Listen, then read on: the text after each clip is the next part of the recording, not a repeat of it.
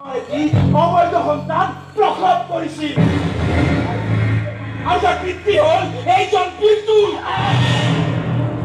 বন্ধ কৰক আপুনি। বৰষাৰ সঁচা প্ৰেমক আপুনি বিশ্বাসঘাতকতা কৰিব খুজিছে কৰক। বৰষাৰ ভাল পোৱাক আপুনি বেইমানি কৰিব খুজিছে কৰক। কিন্তু এইজনী পবিত্ৰ বৰষাক কেতিয়াও বদনামি নকৰিব। বৰষা, আজিৰ পৰা তুমি মোক পাহৰি যোৱা। বাবা,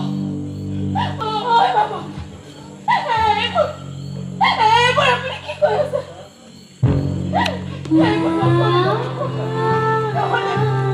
নহ'লে মই মৰি যাম। সমাজখন বৰষাকে মোৰ সহায়তাৰ পাত্ৰ হৈ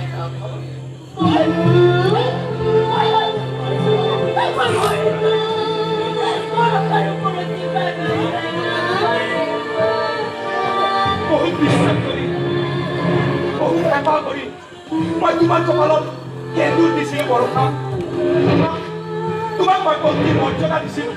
তোমাৰ কাৰণে মই মা দেউতাকো ত্যাগ কৰিছিলোঁ। তোমাৰ মৰমত মই বলিয়া হৈছিলোঁ। কিন্তু তুমি মোক বিশ্বাসঘাতক কৰিলা। তোমাৰ দৰে এগৰাকী বেইমানী ছোৱালীয়ে মোৰ নামত সেন্দুৰ লগাব নোৱাৰে।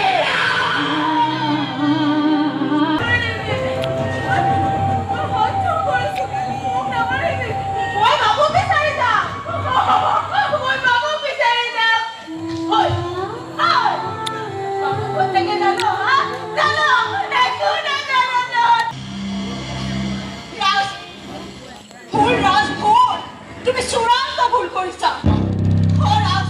বৰষা বদনামী নহয় না।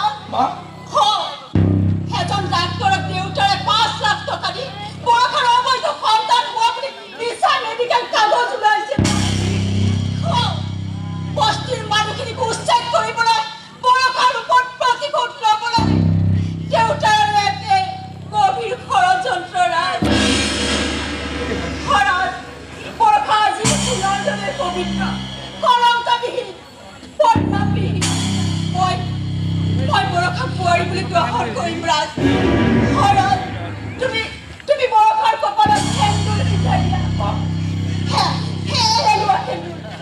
তুমি বৰষাৰ কপালত সেন্দুৰ পিন্ধাই দিয়া ৰাজ।